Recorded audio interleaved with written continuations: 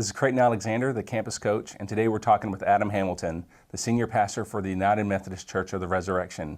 He's a keynote speaker for Refresh in December, but today we're talking with him about his book, When Christians Get It Wrong. Adam, thanks for being with us today. Great, it's great to be with you. Thank you. Great. What was the impetus for writing this book? Well, part of it came from a conversation I had with a young man named John, whose father is a member of our church, and probably 4 or 5 years ago, his dad said, you know, my son has just come back from the war in Iraq. He's 24 years old, and he has such strong feelings against the Christian faith, and I don't really know what to say to him. I think it might be good for you guys to have a conversation. And so I said, I'd be happy to sit down with him. And so John came in to see me, a very bright young man, very brash, and very clear why he was not a Christian. And he gave me 6, 7, maybe 8 reasons why he had rejected the Christian faith.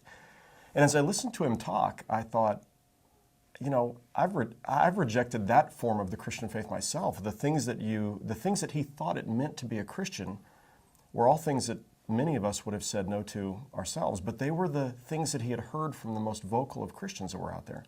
So we had a conversation about that. I asked him to come back in and sit down in front of a TV camera like I'm doing with you today and just said, hey, John, you know, help me to be able to tell your story to other folks. That was the beginning.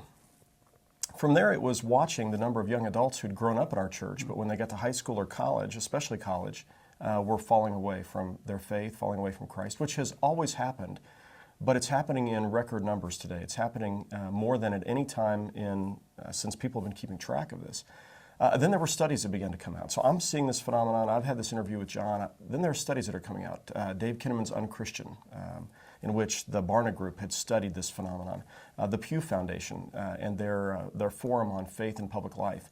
And all of these were saying the same thing, that we've got a problem with young adults. And the statistics are staggering. The number of young adults today who are saying that they're atheists or agnostics is double what it was 25 years ago.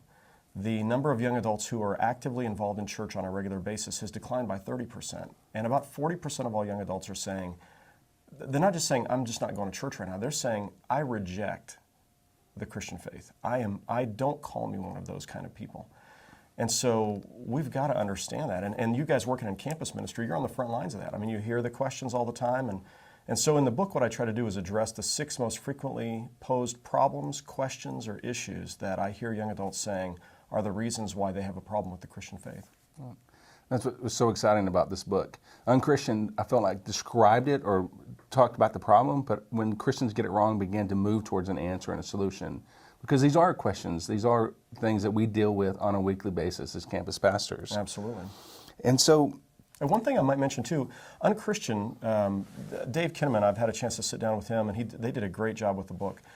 One of the places that's a little different, he asked people to describe their adjectives that they would use to describe this. These are the outsiders, the 40% of young adults not going to church. He said, tell us what you think of Christians. And they came up with this list, and that's really where Unchristian sort of goes, is that list. But what they didn't ask is, what are the theological problems that keep you from being a Christian? What are the beliefs of Christians that you struggle with? And that's part of what we try to address in this book as well. So Kinnaman doesn't talk much about the fact that young adults struggle with Christians talking about evil and the problem of suffering and how, you know, how God relates to that. That's a huge issue for many young adults. The issue of world religions and how we talk about people of other faiths, and that I hear over and over again from young adults. I can't stand hearing you Christians condemn everyone else to hell.